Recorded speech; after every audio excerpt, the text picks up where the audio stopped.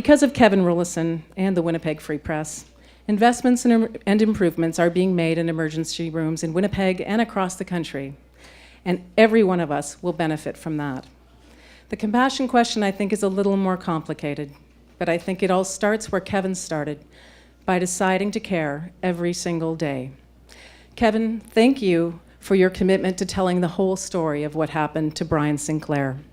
Thank you also for your persistence, your intelligence, your imagination and effort, and mostly for your compassion. Congratulations. Wow. Say, as you probably saw from the slideshow, that the Winnipeg Free Press, a team, was honourable mention the first year, and everybody told me from that team what it was going to be like to be here at the Hillmans. But you don't know what it's going to be like until you actually get here to realize the history, the significance, the Mr. Hillman himself and his colleagues, how they put it all together down the States several decades ago, and now in Canada half a decade. It really is something. It really is quite a mark in one's career.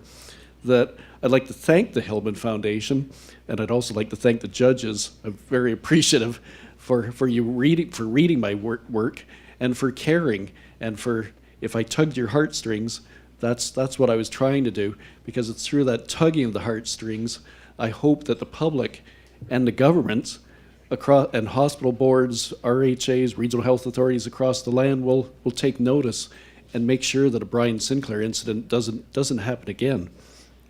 That it's also, I have to also say, it's wonderful also to be here on the night that both the Toronto Star team and the CBC team have also received an award, an honourable mention too, that it's wonderful to see journalism is alive and well in this country. The interesting thing about Brian Sinclair is when he died and the years in between before the inquest started, I was probably closer to what most people thought of Brian Sinclair at the time, that we knew that he died in the emergency room. We knew that he died after 34 hours. We knew that he was Aboriginal. We knew that he'd had his legs amputated because he'd found himself left in the cold outside in a cold Winnipeg winter overnight, and he actually froze to the wall of a church. They had to get him away from the church, take him to the same hospital where he died, and that time everything went as right as it could be, that they had to amputate his legs, but he lived. But what I also knew at the time was he was homeless. When I covered the inquest, probably within the first 10 minutes, we found out that Brian Sinclair was not homeless. He was actually being looked after by both the government and the public trustee, and he had a place to stay. That the Winnipeg Regional Health Authority, when they first put out the press release, said he was homeless, and that's stuck with Brian Sinclair past for years now. That still there's lots of Winnipeggers, Manitobans, probably people across the country think he's still homeless.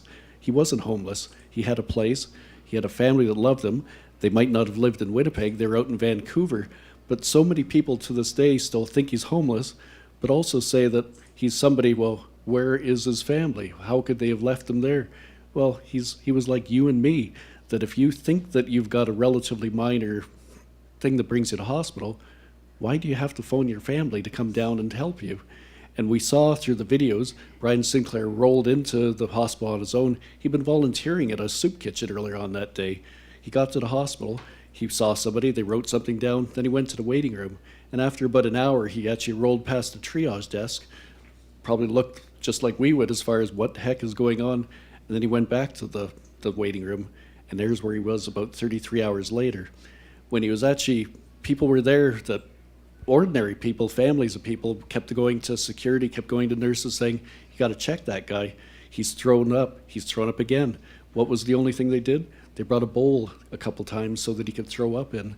And at about the two minutes before the 34 hours he was there, finally a person got a security guard to take a look at him, who rushed him into the back area.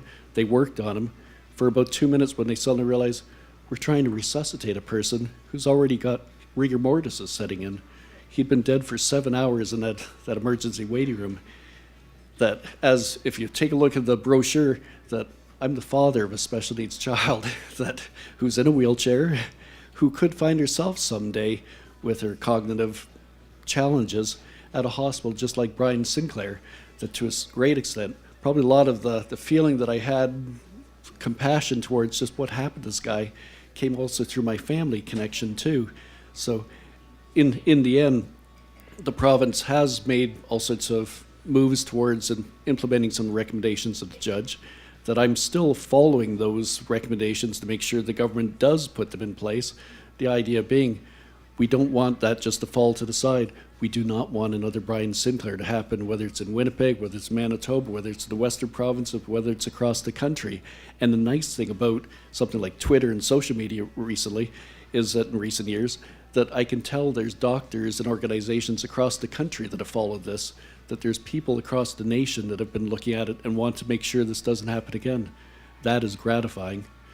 But as I said at the beginning, I appreciate the award. Thank you very much, Hillman Foundation, the judges, and thank you for everybody else being here.